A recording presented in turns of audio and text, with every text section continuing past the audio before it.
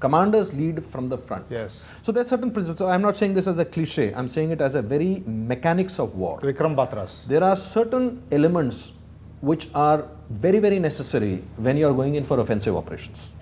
The first is that commanders have to be well up front, so that they are sized of the situation and the situation is coming to them in near real time. It is not coming with a lag. Because otherwise, you know the OODA loop, right? Otherwise, you will be taking a decision based After on the moment has passed. Based on a situation which has already changed, right? Yeah. The second is your staff officers have to be with you.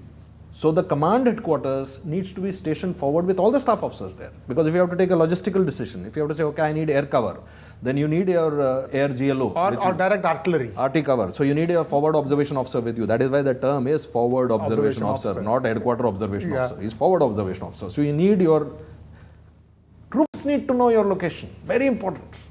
And this is not just figurative. Matter of fact, sometime very recently I was attending a workshop being run in a company, and you had the CEO of the company who was commenting on a couple of things which were happening, but he was sitting.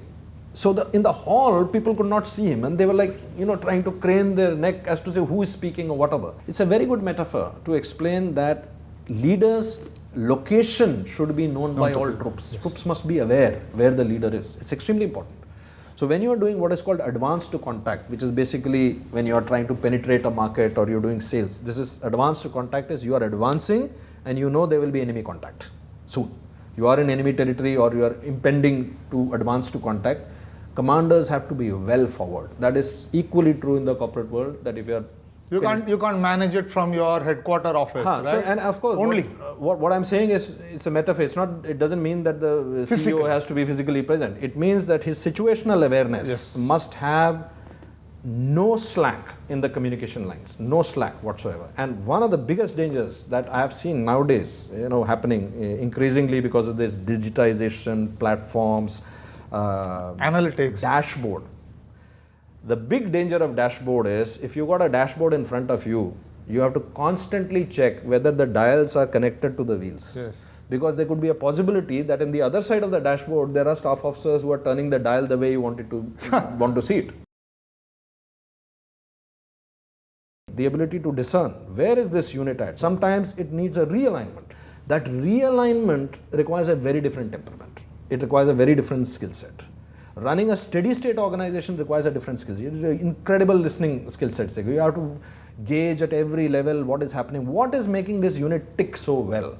Without understanding that, if you try to make any change, that change will unravel something else. You're messing around. You're messing around because you are a new CEO, you want to try some new stunt and you're doing that. You will actually spoil whatever was there. And the third and the final thing, which I think corporates forget very often. In the army, if my battalion gets the brigade's championship in athletics or the division's championship in athletics, and when we clap, when the CEO goes to receive the trophy, we are not clapping for that CEO. We are clapping for 2 CEOs before.